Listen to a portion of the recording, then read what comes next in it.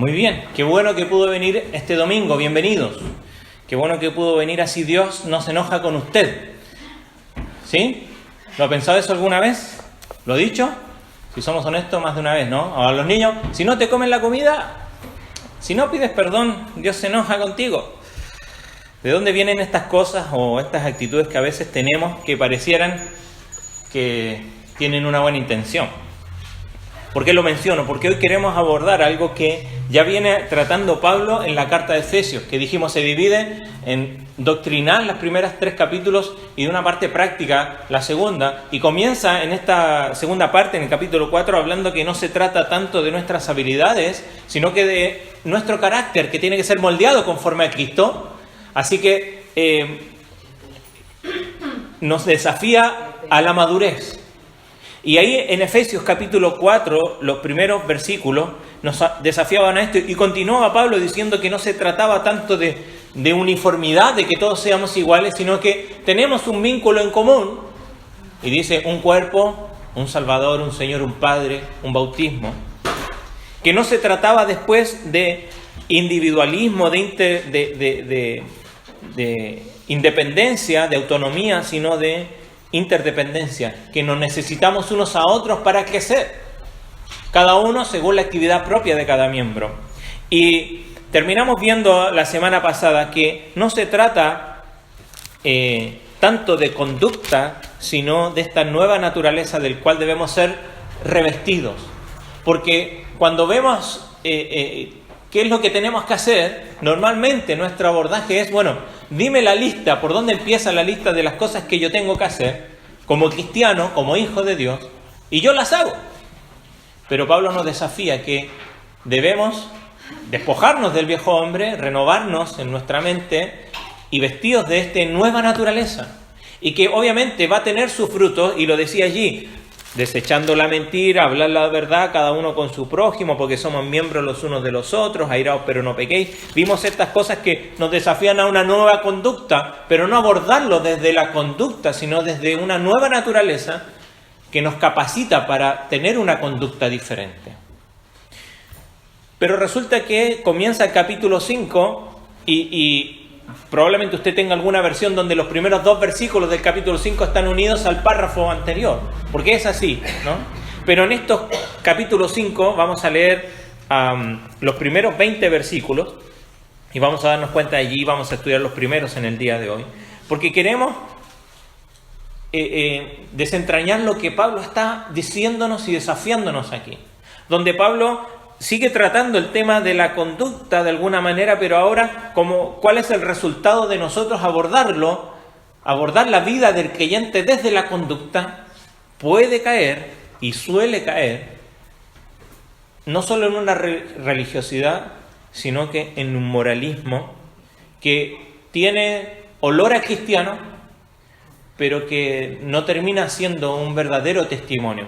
Y ahí es donde nos desafía a nosotros a andar por lo menos en 3 cosas. Y la vamos a leer primero, así que vaya conmigo a Efesios capítulo 5, verso 1 en adelante hasta el verso 20 voy a leer. Dice así: sed pues imitadores de Dios como hijos amados, y andad, fíjese lo primero, andad en amor, como también Cristo nos amó y se entregó a sí mismo por nosotros, ofrenda y sacrificio a Dios en olor fragante. Pero fornicación y toda inmundicia o avaricia ni aun se nombre entre vosotros, como conviene a santos, ni palabras deshonestas, ni necedades, ni truhanerías, que no convienen, sino antes bien acciones de gracias. Porque sabéis esto, que ningún fornicario o inmundo o avaro, que es idólatra, tiene herencia en el reino de Cristo y de Dios. Nadie os engañe con palabras vanas, porque por estas cosas viene la ira de Dios sobre los hijos de desobediencia. No seáis, pues, partícipes con ellos. Porque en otro tiempo erais tinieblas, mas ahora sois luz en el Señor. Andad, segundo, andad como hijos de luz. Porque el fruto del Espíritu es en toda bondad, justicia y verdad, comprobando lo que es agradable al Señor. Y no participéis de las obras infructuosas de las tinieblas, sino más bien reprendedlas. Verso 12.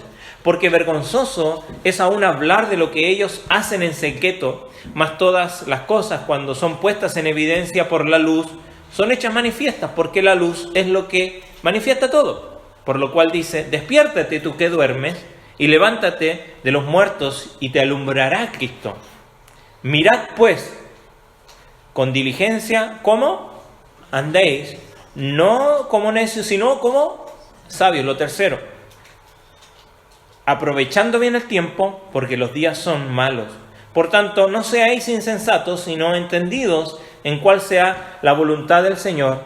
No os embriaguéis con vino, en lo cual hay disolución, antes bien sed llenos del Espíritu, hablando entre vosotros con salmos, con himnos y cánticos espirituales, cantando y alabando al Señor en vuestros corazones, dando siempre gracias por todo al Dios y Padre en el nombre de nuestro Señor Jesucristo. Oremos un minuto. Señor, nos encomendamos a ti porque queremos que tú uses, Señor, tu palabra por medio de tu Espíritu Santo, nos amoneste a nuestro corazón y nos desafíe a cambiar aquello que tenemos que cambiar, a mejorar aquellas cosas que necesitan fortalecerse, Señor, pero sobre todo ayúdanos a irnos de aquí diferente como llegamos. Señor, no enojados contigo, con el pastor o con alguien más, sino que, Señor, rendidos al desafío de tu palabra en esta mañana. Ayúdanos, Padre Celestial, en el nombre de Jesús. Amén. Dijimos, hay 3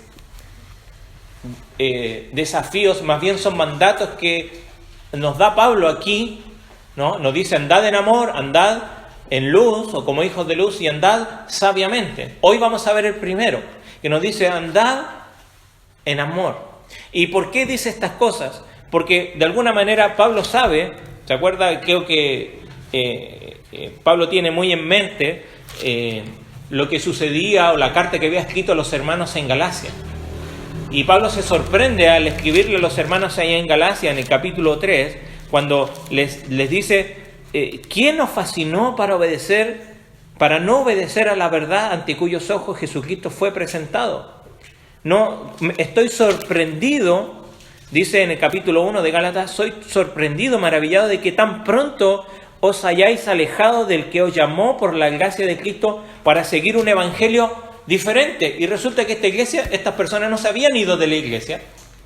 No era que estas personas se habían apartado del camino necesariamente, sino que habían sumado algo al evangelio. Y como estudiamos hace mucho tiempo la carta a los Gálatas y hacíamos la ecuación, ¿se acuerdan?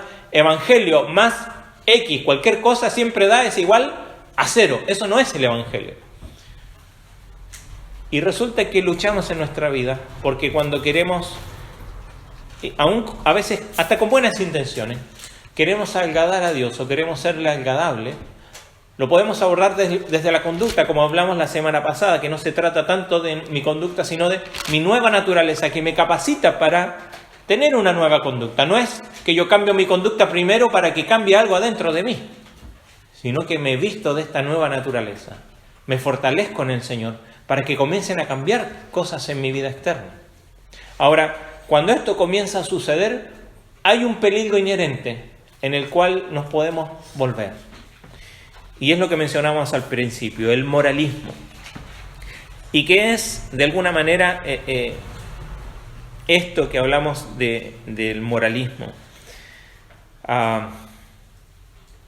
Sin duda, esto no es ir en contra de la moral, como algunos lo malentienden, pero en el contexto en que vamos a usar la palabra aquí es colocar esas virtudes morales como la base, ¿no? Esas virtudes morales como las que comienza a hablar luego Pablo aquí, ¿no? La fornicación, la inmundicia, y esto ni aún se nombra entre vosotros, y comienza a decirnos que debemos apartarnos, y aún lo que mencionó antes, ¿no? De desechar la mentira, de no robar más, ¿no? De las palabras corrompidas no salgan de nuestra boca, todas estas cosas que tienen un valor moral. Pero cuando estas virtudes morales son la base de mi aceptación, ya sea delante de los hombres, aún incluso delante de mí mismo o delante de Dios, es lo que decíamos al principio. Si me porto bien, entonces seré aceptado. Y resulta que muchos de nosotros luchamos al enfrentarnos a vivir el Evangelio diariamente, a creer, engañadamente, que mi aceptación está determinada por mi cumplimiento de ciertos valores morales. Ojo, no es que estamos en contra de esto, pero esto es, recuerde, el engaño de Satanás, ¿cómo es? Es sutil. Y normalmente él usa la religión y la religiosidad para engañarnos. Y lo dice Pablo, ¿quién nos engañó? Les dice a los Gálatas. ¿Quién nos fascinó? Para ya no andar como antes. Y les dice, ahí en el capítulo 3 de Gálatas, les dice, vosotros, se lo leo yo, capítulo 3 de Gálatas, verso 2 en adelante, pero les dice allí, esto quiero saber de vosotros, ¿recibiste el Espíritu por las obras de la ley? La respuesta es, no. ¿O por el oír con fe? Si no, es por el oír con fe. Entonces, habiendo comenzado por el Espíritu, para vuestra salvación, ahora vais a acabar por la carne. Porque así como nuestra salvación depende de Dios, ¿no? Y es por medio de la fe, y por gracia por medio de la fe, así también nuestra santificación. Ahora, en nuestro contexto, dice Albert Mohler, un escritor, dice, en nuestro contexto, uno de los evangelios falsos más seductores es el moralismo. Este evangelio falso, dice, puede tomar muchas formas y puede surgir de cualquier número de impulsos, dice, políticos y culturales. Sin embargo, la estructura básica del moralismo se reduce a esto: la creencia de que el evangelio puede ser reducido a mejoras en el comportamiento. ¿Y esto en qué se evidencia? Cuando estamos lidiando con nuestros hijos, ¿no? Pórtate bien, haz esto, no hagas lo otro. Y nos esforzamos tanto a nuestros hijos, nietos o aún a aquellos que están en nuestra iglesia, aquellos que queremos discipular o queremos mentorear, enseñar, de que tengan una buena conducta, y no estamos yendo en contra de esto, queremos que tengan una buena conducta. Pero cuando nuestra forma de querer que las personas entiendan el Evangelio es abordarlo principal o en primer orden desde allí. Lamentablemente, este falso evangelio es especialmente atractivo para aquellos que creen ser evangélicos motivados por un impulso bíblico. A veces esto se manifiesta en una intención de ser más bíblico que los demás. Son demasiados los creyentes, sigue diciendo Mohler, y iglesias que sucumben a la lógica del moralismo y reducen el evangelio a un mensaje de mejora moral. En otras palabras, comunicamos a las personas a perder el mensaje de que lo que Dios desea para ellos y exigirles simplemente que corrijan sus vidas. Mira, tú hacías esto, ahora no lo hagas más. Y resulta que eso no es que esté mal, pero cuando reducimos el evangelio simplemente a eso, entonces deja de ser el evangelio. Dice Mohler, quiero citarlo porque es muy interesante lo que él aborda. Dice, añada a esto el hecho de que el proceso de crianza de los hijos y la crianza de los hijos tiende a inculcar el moralismo de nuestros primeros años. Muy pronto nos enteramos de que nuestros padres se preocupan por nuestro comportamiento. Los niños bien educados son recompensados con la aprobación de los padres, mientras que el mal comportamiento trae la sanción de los padres y también de los que están ahí a su alrededor. Este mensaje, dice, se ve reforzado por otras autoridades en la vida, después de jóvenes, y se impregna en la cultura y en nuestra subcultura evangélica. Si un niño anda corriendo por aquí mientras está el pastor predicando, ¡cállate, niño! ¡Quédate quieto! ¿Por qué? Se debe portar bien, sin duda. Debe obedecer a sus padres. Pero a veces queremos mantener... ¿Cuál fue? Mire, si hay una muestra de moralismo en el Nuevo Testamento, son precisamente los fariseos. Ellos se esforzaban por hacer lo correcto. No eran personas malas, pero se esforzaban por hacer lo correcto. ¿Pero desde dónde? Desde la conducta. Por eso Cristo le dice a Nicodemo, un hombre realmente bueno, le dice, ¿sabes? Tienes que cambiar tu naturaleza, tienes que nacer de nuevo. Aunque hagas todo lo correcto, eso no sirve. Y tristemente, muchas veces hemos sucumbido a nuestra intención de transmitir el Evangelio, especialmente a los más pequeños, simplemente desde la conducta, o a veces hasta de nosotros mismos. Preocuparnos por nuestra conducta, sin abordar que el asunto es interior y la transformación viene desde adentro hacia afuera. Muchas veces nos esforzamos de que nuestros hijos sean hijos bien criados, o que los de nuestra familia, y nos enorgullecemos cuando se aprenden versículos y todo lo demás. Mire, yo voy a ser muy honesto con esto. Yo, en la escuela dominical, cuando yo era chico, yo crecí en la iglesia, no era el mejor, no era el que se aprendía todos los versículos. Tenía otros amigos que sí se los aprendían, y andaban volando, eran impecables, tristemente por la fuerza de sus padres. Tristemente la mayoría de ellos hoy día no están en el Evangelio. O si se casaron, sus familias se rompieron. Eran el orgullo de su familia, aún de la iglesia. No formemos fariseos, no seamos fariseos. Comprendamos que el Evangelio transforma a pecadores. Jesucristo dijo, yo no vine a los sanos, vine a los pecadores. Y usted y yo somos pecadores y necesitamos de esa transformación. Y necesitamos abordar este cambio en nuestra vida, no desde la conducta necesariamente, va a afectar a nuestra conducta. La seducción del moralismo es fatal. Somos tan fácilmente seducidos a creer que en realidad podemos obtener toda la aprobación que necesitamos por nuestro comportamiento. Por supuesto, con el fin de participar en esta seducción debemos negociar un código moral que define un comportamiento aceptable, pero tiene muchas lagunas. La mayoría de los moralistas, dice Moller, no afirman ser impecables, sino simplemente están más allá de lo escandaloso. Y muchas veces nosotros queremos que no nos afecte el escándalo de nuestra familia, pero ¿sabe?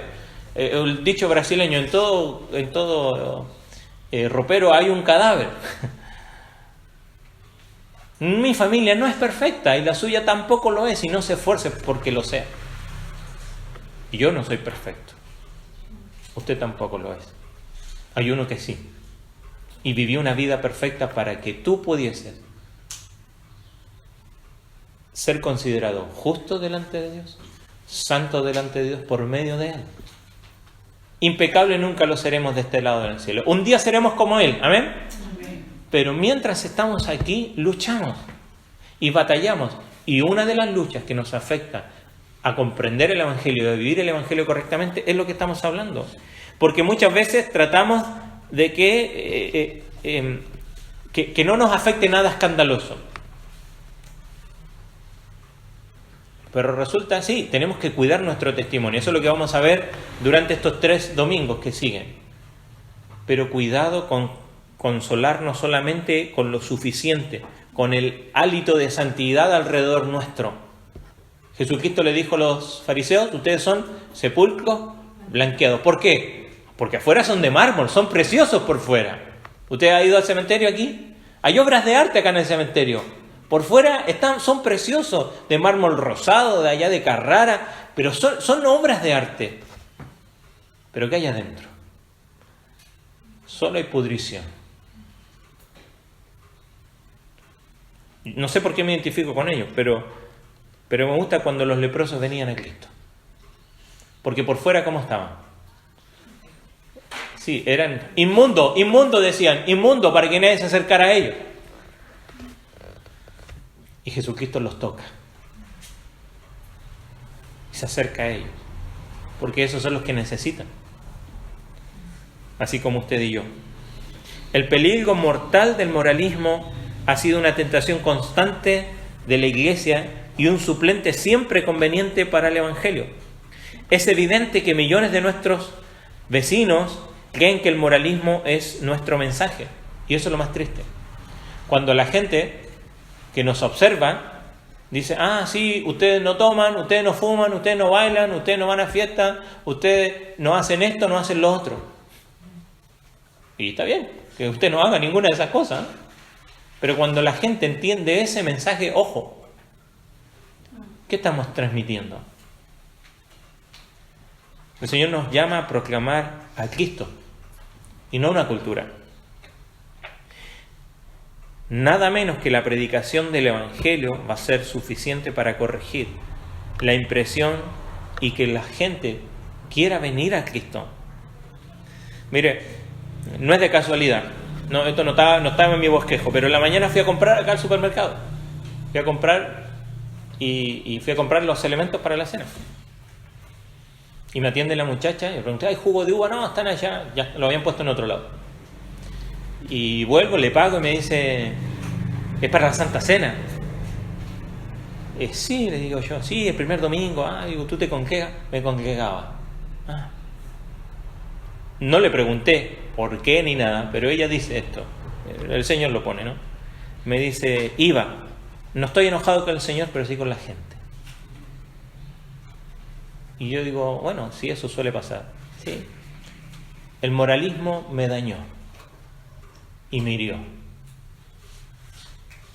Esas fueron sus palabras. Y eso lo sigue haciendo muchas veces la iglesia. Cuidado, porque quizás nosotros lo estamos haciendo. ¿Cuántas personas se van de aquí o no han vuelto más? Porque hemos reemplazado el Evangelio con el moralismo. El infierno estará, dice Moller, altamente poblado con aquellos que fueron hijos bien criados. Los ciudadanos del cielo serán los que por pura gracia y misericordia de Dios están allí únicamente a causa de la justicia imputada por Jesucristo. Cuidado, porque el infierno está lleno de personas buenas y moralistas.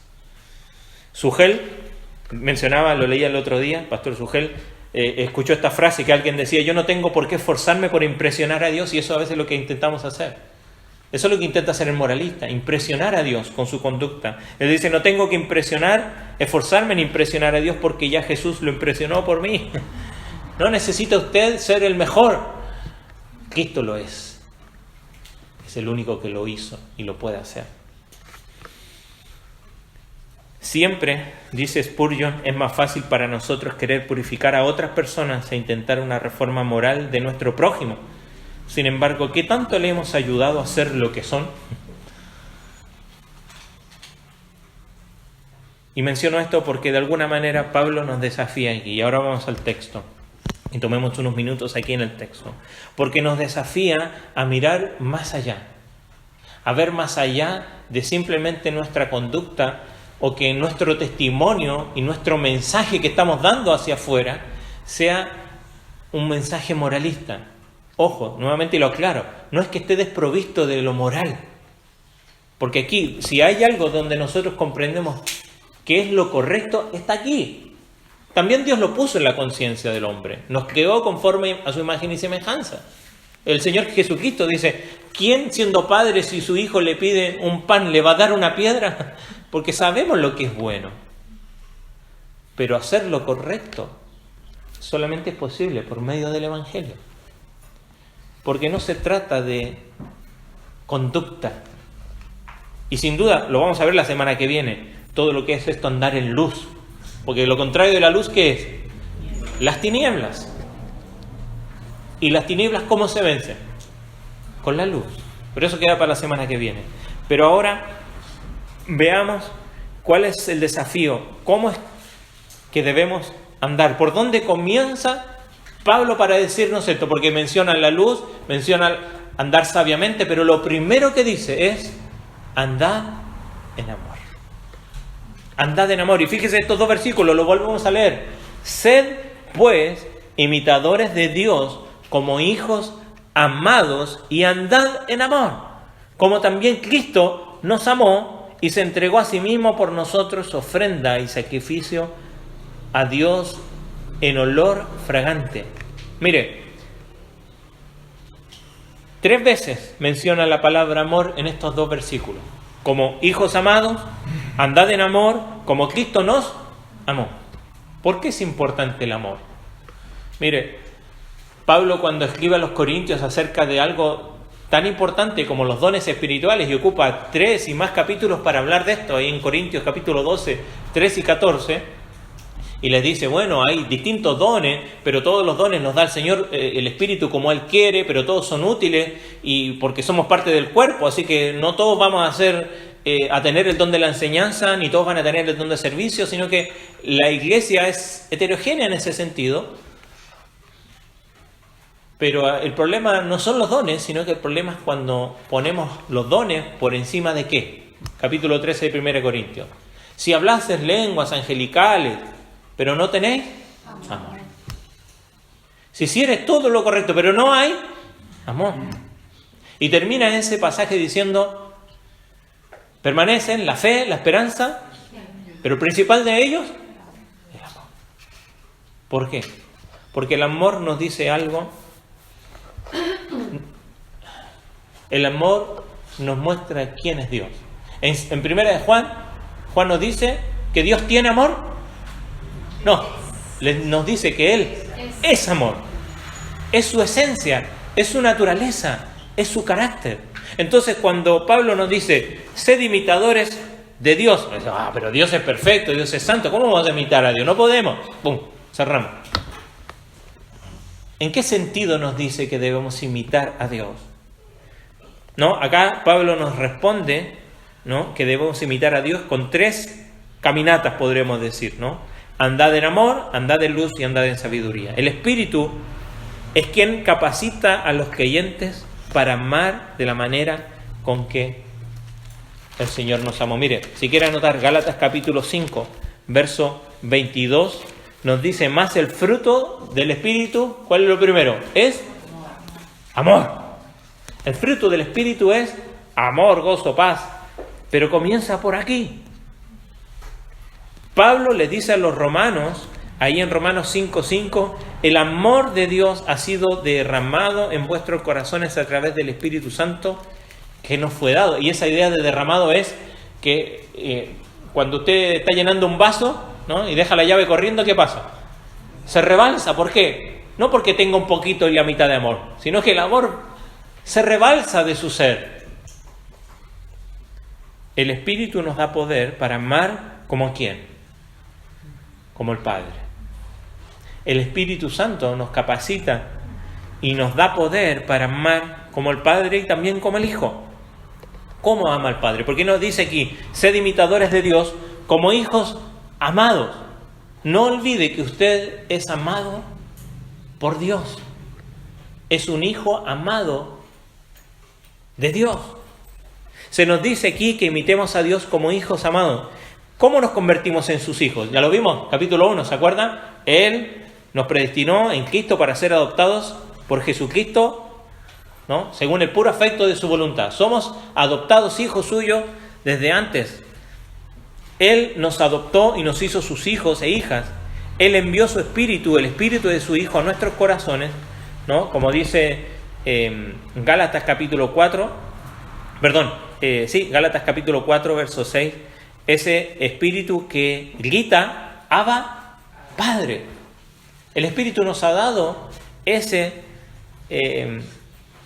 espíritu para que podamos clamar a nuestro Padre Celestial. Dios nos ha dado una familia nos hizo parte del cuerpo de Cristo, que se llama la Iglesia, y esta es su familia llena de hermanos y hermanas, y nos ha dado muchos quehaceres en esta familia como miembros de esta familia, y esos son ese privilegio y esa sagrada responsabilidad, porque cuando nos dice que tenemos que imitar a Dios como hijos amados y tenemos que andar en amor, el contexto que está hablando Pablo, ¿a quién es? A la Iglesia. ¿Sabe? Muchas veces nos es más fácil amar a aquellos que no son de la Iglesia, porque nuestro vínculo con ellos es contractual, porque están trabajando en nuestra casa, porque son nuestros clientes, porque son nuestros compañeros de trabajo, pero hay un vínculo que es más grande que cualquiera. ¿Cuál es ese? Que somos parte de la familia de Dios. ¿Ese vínculo se puede romper? No, pero si usted contrata a alguien, ¿ese vínculo se puede romper? Y sí, le dice, ¿sabes qué? Ya se acabó el trabajo. No va más. Pero hay un vínculo que no se rompe. ¿Algo nos podrá separar del amor de Cristo precisamente, dice Pablo? Nada. Y resulta que usted y yo estamos dentro de ese vínculo. ¿Se acuerda cuando hablamos ahí? Solícitos en guardar la unidad del Espíritu en el vínculo de la paz. La idea de la palabra vínculo era como un lazo. Cuando estamos todos ahí amarrados en el medio con ese lazo. No se puede escapar. Por eso Juan, cuando escribe la primera carta de Juan, dice: ¿cómo puedes decir que conoces a Dios cuando no amas a tu hermano? ¿Es posible eso? Es un oxímoron. No se puede. No pueden ir las dos cosas juntas. Si dices que conoces a Dios, entonces amas y debes amar a tu hermano. Es que es difícil de amar. Ah, sí, yo también.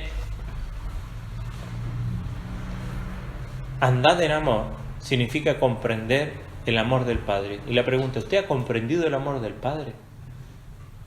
¿El Padre lo ama porque usted es bueno? ¿Porque siempre hace lo correcto? ¿Porque nunca se equivoca? ¿Porque nunca ofende? Más Dios muestra su amor para con nosotros en que siendo aún pecadores.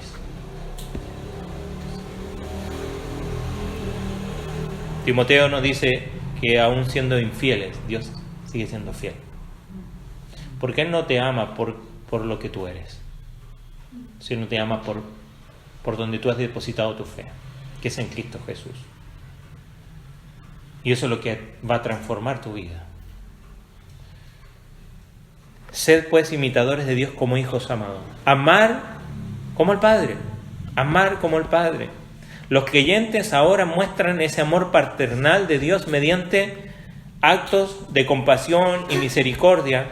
Mire, Lucas 6:36. Ahí lo vamos a buscar. Tengo la cita, pero no tengo el versículo. Lucas 6:36. Se lo leo, dice así: sed pues misericordiosos, como también vuestro Padre es misericordioso. ¿Y en qué contexto lo está diciendo? Verso 27 del mismo pasaje. Pero vosotros los que oís, os digo, amad a vuestros enemigos, haced bien a los que aborrecen, bendecid a los que os maldicen y orad por los que os calumnian. Al que te hiere una mejilla, preséntale también la otra. Al que te quite la capa, ni aun la túnica le niegues.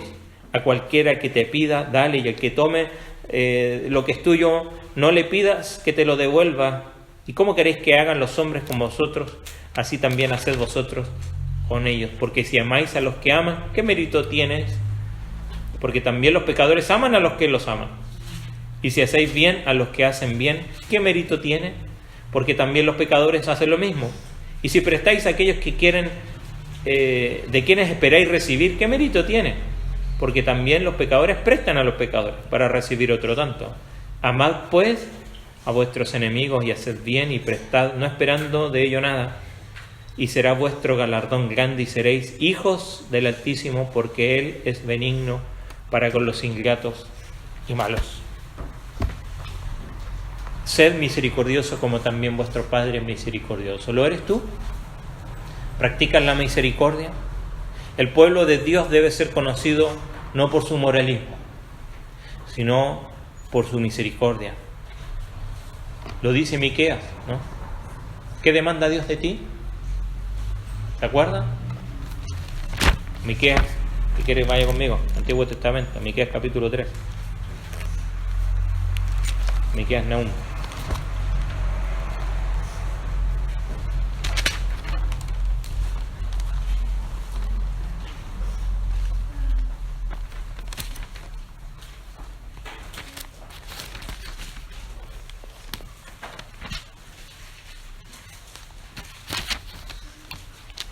Perdón, Miqueas 6:8.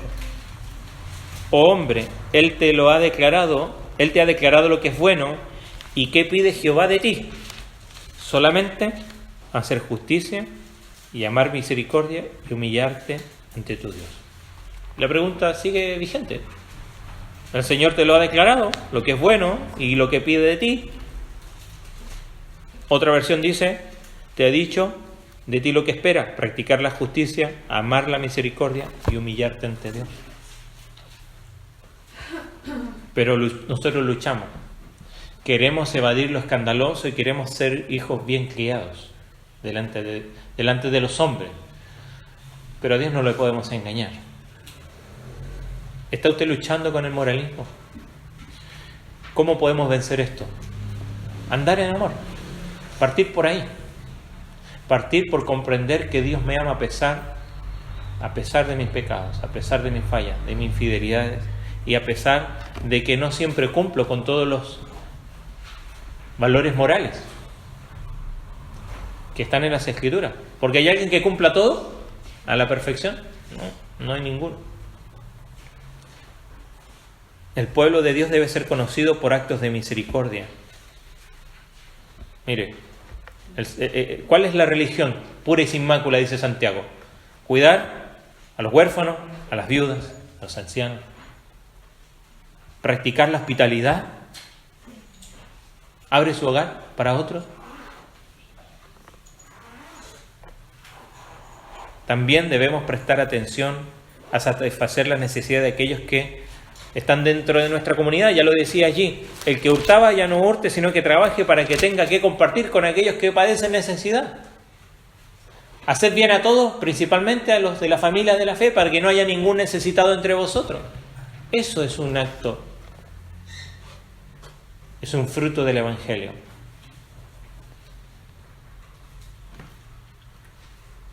Pero también nos dice el verso 2, andad en amor, como también Cristo nos amó. Debemos amar como amó el Hijo. Y creo que esto está muy relacionado con el verso con el que cierra el capítulo 4. Vamos a leer, verso 32 de capítulo 4. Antes bien, y creo que es como un resumen o incluso podría ser la otra parte del sándwich de todo este pasaje, ¿no? Antes bien, sed benignos unos con otros, misericordiosos, perdonándoos unos a otros, como Dios también os perdonó a vosotros en Cristo. Él simplemente declaró que el perdón de Cristo por nosotros es el motivo por el que nuestro perdón se debe practicar a los demás. Si usted ha sido verdaderamente perdonado por Cristo, entonces podemos comprender y practicar el perdón hacia los otros. ¿Y por qué debemos practicar el perdón? Bueno, primero porque Él nos perdonó. Pero esto es necesario. ¿Por qué? Santiago dice, ¿quién nos ofende? ¿No? ¿Quién nos ofende con la lengua? Es varón perfecto, pero dice, ¡ay! Nos ofendemos muchas veces. ¿Por qué? Sí, porque somos pecadores. Seguimos luchando. Pablo decía, ¿cuándo me libraré de este cuerpo de muerte? Entonces no intentemos ser perfectos porque no lo lograremos. No luche con eso. Pero sí practique el perdón. Porque el perdón viene de la comprensión de que he sido amado. De que soy amado por Cristo, en que Él me muestra su amor, en que me perdonó. Entonces cuando alguien me ofende, y cuando veo la ofensa de otro, y cuando veo el pecado de otro, no lo juzgo, ni lo miro por encima del hombro, ni lo tacho, ni le digo, ¿escuchaste eso? Eso es para ti, ¿no? Después de la predicación. Voy y le digo, ¿sabes? Busca al Señor. Te perdono. Porque eso es lo que hizo mi Salvador conmigo.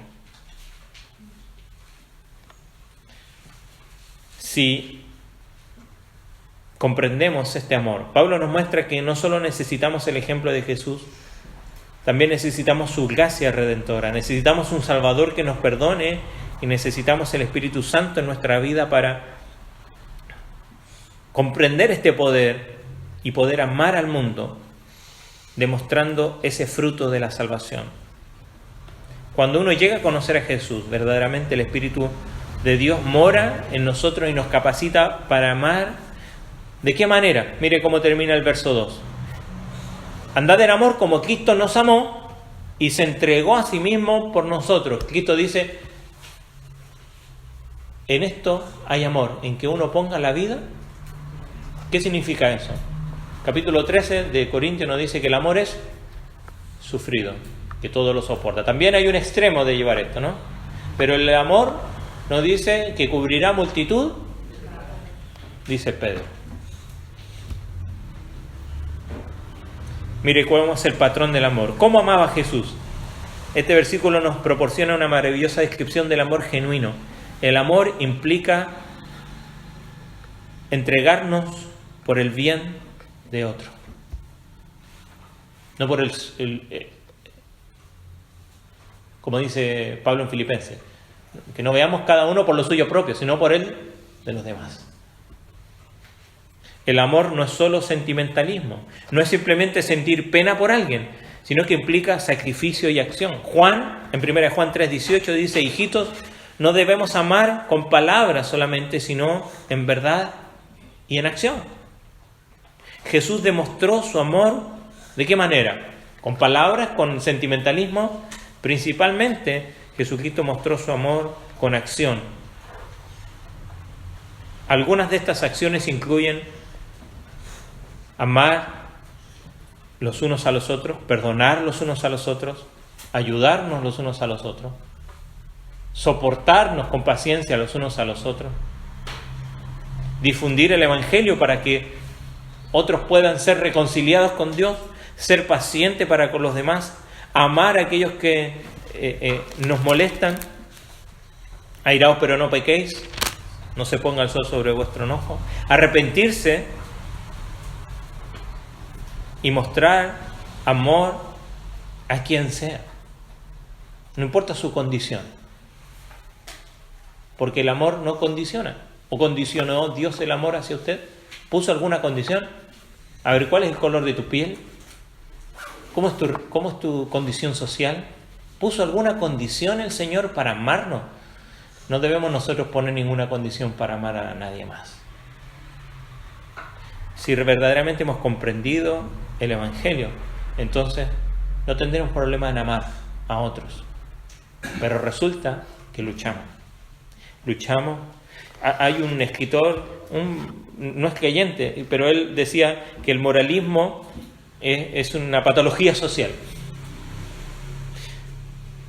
Y otro escritor, y termino con esta cita, dice: así, entendido el moralismo religioso, podríamos decir que lo patológico del mismo es que la fe y la espiritualidad ya no se basan en la acción del amor a Dios o al prójimo, sino en normas morales. Soy un mejor cristiano no en tanto amo más a Dios o al prójimo, sino en tanto cumplo tales o cuales criterios morales.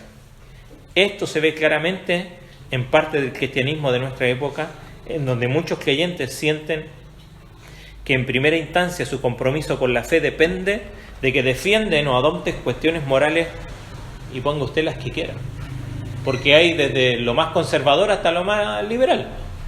El liberalismo, el moralismo no tiene, afecta a todos por igual. Cuidado, porque si hay algo que ha dañado a la iglesia de nuestro tiempo, en nuestra cultura occidental cristianizada, es precisamente esto. Y ha dañado tanto que el testimonio de Jesucristo se ve afectado. Y nosotros somos seguidores de Cristo, por lo tanto, y lo vamos a ver la semana que viene, debemos ser luz y testimoniar de nuestro Salvador. ¿Pero qué estamos testimoniando? ¿Un tipo de cultura? ¿Un tipo de comportamiento? Eso es moralismo. Si usted ha creído en el Evangelio, va a poder amar, no importa quién sea. Si no puede amar, si le está costando amar, está poniendo condiciones para amar a otro, cuidado. Puede ser que esté luchando con esto. Y Pablo nos está diciendo, esto se vence. Primero, andando en amor. Andando en amor como Cristo nos amó. Y termina esto, mire, esto es hermoso, porque dice: ofrenda y sacrificio a Dios en olor fragante. Esto obviamente es muy del Antiguo Testamento en cuanto a la aceptación de Dios de un sacrificio. Cuando él decía, ¿no?, esta ofrenda es un olor fragante, porque ha sido aceptada. Hay un testimonio de una mujer, y lo desafío a que vea googlee hoy que podemos acceder ahí, Amy Carmichael. Ella ejemplificó este tipo de amor. Ella fue una misionera en la India y pasó gran parte de su ministerio cuidando niños que eran maltratados, salvó a muchos de la prostitución forzada que tenía lugar en los templos allí y fundó una comunidad allí que se convirtió en un refugio para miles de niños. Alguien dijo de ella que ella vivió su dicho, que era que se puede dar sin amar, pero no se puede amar sin darse a uno mismo. Dios nos ayude a ser personas que aman a otros como Cristo nos ama y que nuestro amor sea un aroma agradable a Dios. No a la gente. La gente va a opinar. ¿Qué dice Dios? Su amor, su andar en amor, ¿es una ofrenda de olor grato a Dios? Mire, esta semana le voy a pasar un video, dura como un poquito más de media hora. Es de Tim Keller, un pastor que falleció hace poco. Él habla ahí de la parábola del hijo pródigo. Porque muchas veces ponemos atención al hijo rebelde que se va y recapacita, se arrepiente, pide perdón y es recibido. Pero no siempre prestamos atención al otro hermano. ¿Cómo era el otro hermano? ¿Se acuerda usted? Mire, terminemos con esto. Lucas.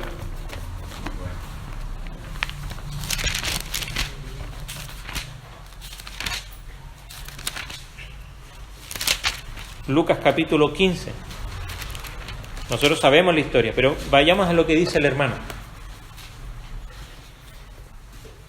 Verso 22, vamos a tomar de ahí. El padre le dijo a sus siervos: sacad el mejor vestido y vestidle y poned el anillo en su mano y calzado en sus pies y traed el becerro gordo y matadlo y comamos y hagamos fiesta. Porque mi hijo muerto era y ha revivido, se había perdido y es hallado. Y comenzaron a regocijarse. Y su hijo mayor, que ahora, recuerde, se había dividido la herencia, el hijo menor se había ido con lo suyo, por lo tanto todo lo que quedaba ahora le pertenecía al hijo mayor. Y resulta que el padre había usado de todas estas cosas para su otro hermano. Y cuando vuelve él, dice, su hijo mayor estaba en el campo. ¿Qué estaba haciendo en el campo? Trabajando, estaba haciendo lo correcto. Vuelve allí y cuando vino, llegó cerca de la casa, oyó la música y las danzas y llamando a uno de sus criados le preguntó qué era ello. Y él le dijo: tu hermano ha venido y tu padre ha hecho matar el becerro gordo para haberle recibido bueno y sano. Entonces se enojó y no quería entrar. Salió por tanto su padre y le rogaba que entrase, mas él respondiendo le dijo: he aquí, tantos años te he servido, no habiendo desobedecido jamás, y nunca me has dado ni un cabrito para gozarme con mis amigos. He hecho lo correcto. ¿Qué está diciendo este hombre? Aunque no lo dice, pero este es el moralista. Y dice: yo hice lo correcto y resulta que... Y esa es la actitud que tiene. ¿Es la actitud que tiene usted? ¿Que tengo yo? Cuidado. Pablo nos advierte y nos dice que no se trata tanto de moralismo, sino de testimoniar que hay una vida transformada. Amén. Vamos a ponernos en pie, los que pueden, y vamos ahora. Padre Celestial, te agradecemos por este tiempo, por tu palabra.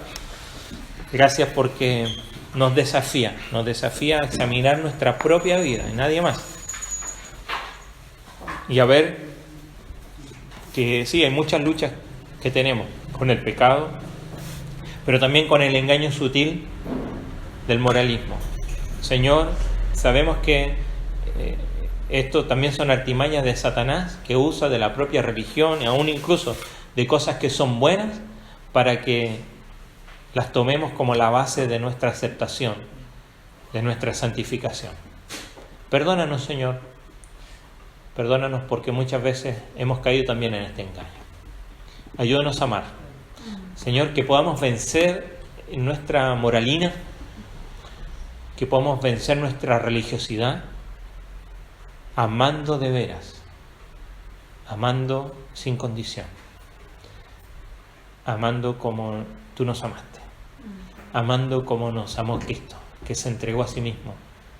Señor, que nuestra vida pueda ser una ofrenda agradable para ti, que nazca de ese amor, los unos a los otros. Señor, que dejemos de lado nuestros prejuicios, que dejemos de lado nuestros egoísmos, Señor, nuestro fariseísmo, y podamos amar, como Cristo amó a Zaqueo, como Cristo amó a aquellas personas que eran los más repudiados de la sociedad.